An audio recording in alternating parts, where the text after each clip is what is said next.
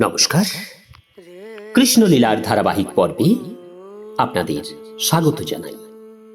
আজকের পর্ব শুরু করছি শ্রীকৃষ্ণ এবং বানাসুরের যুদ্ধ। চ্যানেলে যারা নতুন তাদের অনুরোধ জানাবো চ্যানেলটি সাবস্ক্রাইব করে কৃষ্ণলীলার ধারাবাহিক পর্বগুলো শ্রবণ করুন। আসুন আজকের পর্ব শুরু করি। শ্রীকৃষ্ণ এবং আদিদেব মহাদেবের যুদ্ধ শুরু হয়েছে। একে অপরকে অস্ত্র নিক্ষেপ করছে। ভগবান শ্রীকৃষ্ণ যখন দেখলেন যে শিব এই ভয়ঙ্কর অস্ত্র নিক্ষেপ করছে, তখন তিনি নারায়ণ অস্ত্র নিক্ষেপ করা ছাড়া অন্য কোনো উপায় দেখলেন না। ভগবান শ্রীকৃষ্ণ হচ্ছেন মূল নারায়ণ, তাই তিনি নারায়ণ জ্বরের নিয়ন্তা। এই মারণাস্ত্রটি নিক্ষেপ করা মাত্র দুই অস্ত্রে প্রচণ্ড সংঘাত হল। আর এই সংঘাতের ফলে অসীম শৈত্যের দ্বারা প্রচণ্ড তাপ প্রশমিত হলে স্বাভাবিকভাবে উত্তাপ ক্রমশ ক্ষয়প্রাপ্ত হয়। শিবজ্বর এবং নারায়ণ জ্বরের যুদ্ধে ঠিক তাই হয়েছিল। ক্রমশ শিবজ্বরের তাপ কমে এলো। শিবজ্বর তার জীবন রক্ষার জন্য শিবের কাছে ক্রন্দন করতে লাগলো, কিন্তু নারায়ণ জ্বরের উপস্থিতিতে দেবাদিদেব শিব কোনো সাহায্যই করতে পারল না। শিবের সহায়তা লাভে অসমর্থ শিবজ্বর উপলব্ধি করল যে নারায়ণ, যিনি শ্রীকৃষ্ণ স্বয়ং, তার চরণ কমলে শরণাগতি ছাড়া তার অন্য কোনো উপায় নেই। অন্য দেবতাদের তো কথাই নেই, এমনকি দেবশ্রেষ্ঠ শিব পর্যন্ত তাকে রক্ষা করতে পারল না। ভগবান যাতে তুষ্ট হয়ে তার জীবন রক্ষা করেন, তাই শিবজ্বর অবশেষে প্রণত হয়ে ভগবান শ্রীকৃষ্ণের শরণাগত হলো এবং তার বন্দনা করতে লাগল। দেবাদিদেব শিব এবং শ্রীকৃষ্ণের অন্তিম অস্ত্রের সংগ্রামে প্রতিপন্ন হয় যে শ্রীকৃষ্ণ যাকে রক্ষা করেন কেউ তাকে বধ করতে পারে না। আর শ্রীকৃষ্ণ যদি জীবন রক্ষা না করেন তাহলে কেউই তার জীবন রক্ষা করতে পারে না। দেবাদিদেব শিবকে দেবকুল শ্রেষ্ঠ মহাদেবও বলা হয়, অথচ লোকপিতা ব্রহ্মাকেও দেবতাদের মধ্যে শ্রেষ্ঠ বলে বিবেচনা করা হয়। কারণ ব্রহ্মা হচ্ছেন সৃষ্টিকর্তা, কিন্তু দেবাদিদেব শিব ব্রহ্মার সৃষ্টিকে কেবল ধ্বংস করেন, অথচ তাদের কেউই পালন করতে পারেন না। ভগবান বিষ্ণু কিন্তু শুধু পালনকর্তাই নন, তিনি সৃষ্টি এবং ধ্বংস উভয় কার্যই করেন। বস্তুত ব্রহ্মার দ্বারা সৃষ্টি সম্পর্ক হয় না, কারণ বিষ্ণু ব্রহ্মাকে স্বয়ং সৃষ্টি করেন। দেবাদিদেব শিব হচ্ছেন ব্রহ্মার সৃষ্ট, ব্রহ্মা থেকে তার জন্ম। এইভাবে শিবজ্বর বুঝতে পারল যে শ্রীকৃষ্ণ বা নারায়ণ ছাড়া কেউ তাকে সাহায্য করতে সক্ষম নয়। আর এই জন্য সে যথাযথভাবে শ্রীকৃষ্ণের শরণাগত হলো এবং করজোড়ে এইভাবে তার বন্দনা এবং স্তব করতে লাগল। হে ভগবান, আপনাকে আমি আমার সশুদ্ধ প্রণাম অর্পণ করছি, কারণ আপনি অনন্ত শক্তি সম্পন্ন। কেউ আপনার পরাক্রমের ঊর্ধ্বে নয়, তাই আপনি পরেশ পরাক্রমশালী ব্যক্তিত্ব রূপে বিবেচনা করা হয় আপনাকে। আপনি সকলের প্রভু।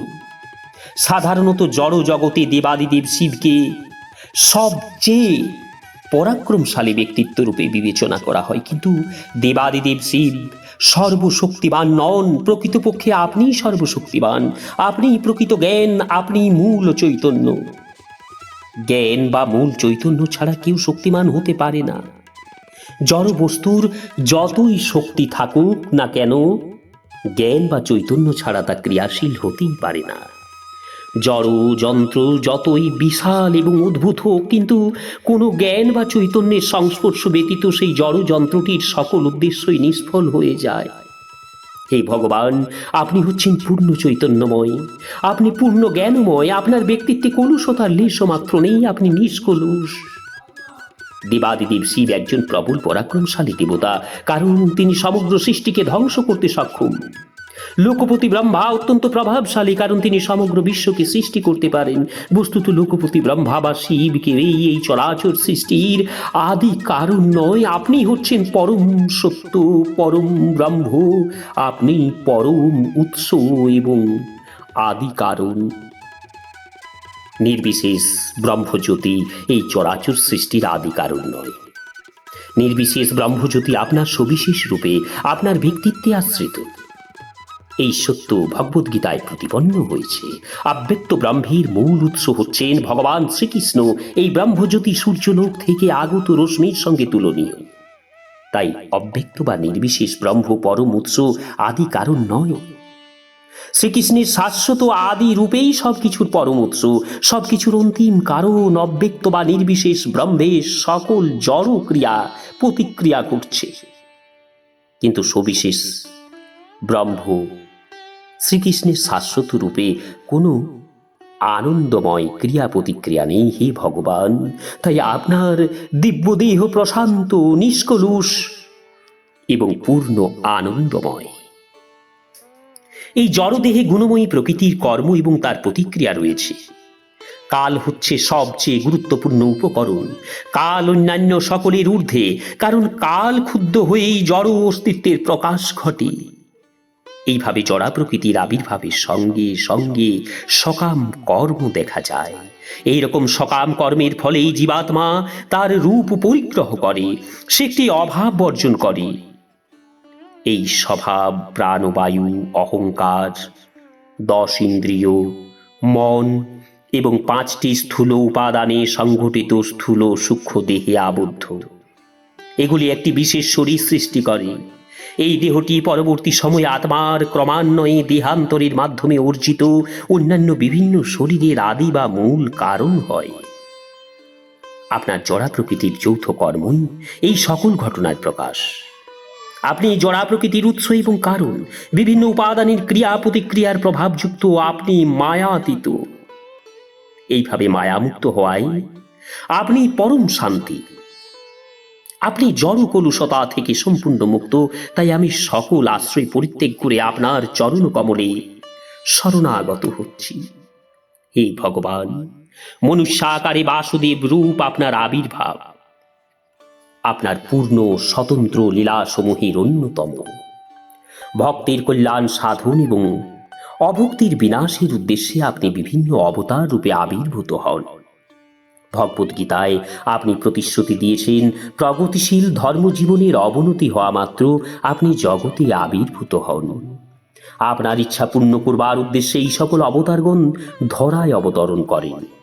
অধর্মের অভ্যুত্থান হলে হে ভগবান, আত্মমায়ায় আপনি আবির্ভূত হন। জড়জাগতিক নিয়ম শৃঙ্খলা, সাধু দেবতা কুলকে রক্ষা এবং প্রতিপালনই আপনার মুখ্য কাজ। আপনার একই সঙ্গে দুষ্কৃতিপরায়ণ দানব এবং অসুরকুল বধকার্যেও যথোচিত।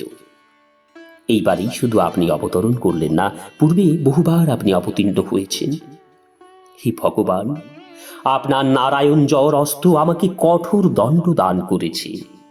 আমাদের সকলের কাছে এই অস্ত্র যেমন প্রচণ্ড শীতল, তেমনি দুঃসহনীয়, ভয়ালয় এবং ভয়ঙ্কর। হে ভগবান, আপনার চরণাবিন্দের অন্তিম আশ্রয় সম্বন্ধে অজ্ঞতা এবং জড় কামনা বাসনার তাড়নায় যতদিন কৃষ্ণ অনুশীলন ভুলে যে এই জড় দেহ গ্রহণ করেছে, সে সংসারে ত্রিতাপ জ্বালা উৎপীড়ন ভোগ করে চলে। আপনার শরণাগত না হওয়ায় তারা অবিরাম ভাবে ভব যন্ত্রণা ভোগ করে চলে। শিবচরের কথা শুনে ভগবান শ্রীকৃষ্ণ বললেন, হে ত্রিশির, তোমার স্তবে আমি তুষ্ট হয়েছি। নারায়ণ জ্বর তোমাকে আর দুঃখ ক্লেশ দেবে না, এ সম্পর্কে তুমি নিশ্চিত হতে পারো। শুধু তুমি যে এখন ভয়মুক্ত হলে এমন নয়, এমনকি ভবিষ্যতে যারা এই নারায়ণ জ্বর এবং শিবজ্বরের সংগ্রাম কাহিনী শ্রবণ করবে, তারাও সকল প্রকার ভয় থেকে সম্পূর্ণ মুক্ত হবে। লীলা পুরুষোত্তম ভগবান শ্রীকৃষ্ণের কাছে এই কথা শুনে শিবজ্বর তাকে ভক্তি ভরে প্রণাম করে বিদায় নিল। এদিকে বানাসুর যে কোনো উপায়ই হোক বাধা বিপত্তি থেকে মুক্ত হয়ে আবার পূর্ণোদ্যমে সংগ্রাম করতে ফিরে এলো। এইবার সহস্রবাহু বানাসুর নানা অস্ত্রে সজ্জিত হয়ে রথে উপবিষ্ট ভগবান শ্রীকৃষ্ণের সঙ্গে সংগ্রামের উদ্দেশ্যে উপস্থিত হল। অত্যন্ত উত্তেজিত বানাসুর প্রবল বর্ষণের মতো শ্রীকৃষ্ণের বিরুদ্ধে বিভিন্ন অস্ত্র নিক্ষেপ করতে লাগল।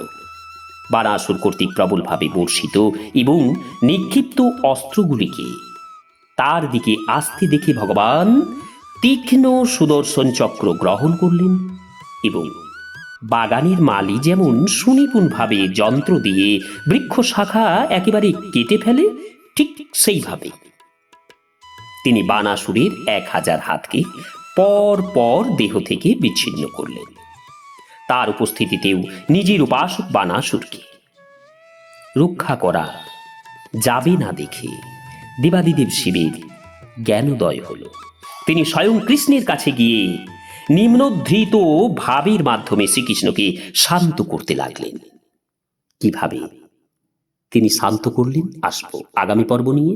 চ্যানেলে যারা নতুন তাদের অনুরোধ জানাবো চ্যানেলটি সাবস্ক্রাইব করে কৃষ্ণ লীলার ধারাবাহিক পর্বগুলো সফল করুন। রাধে রাধে, হরে কৃষ্ণ।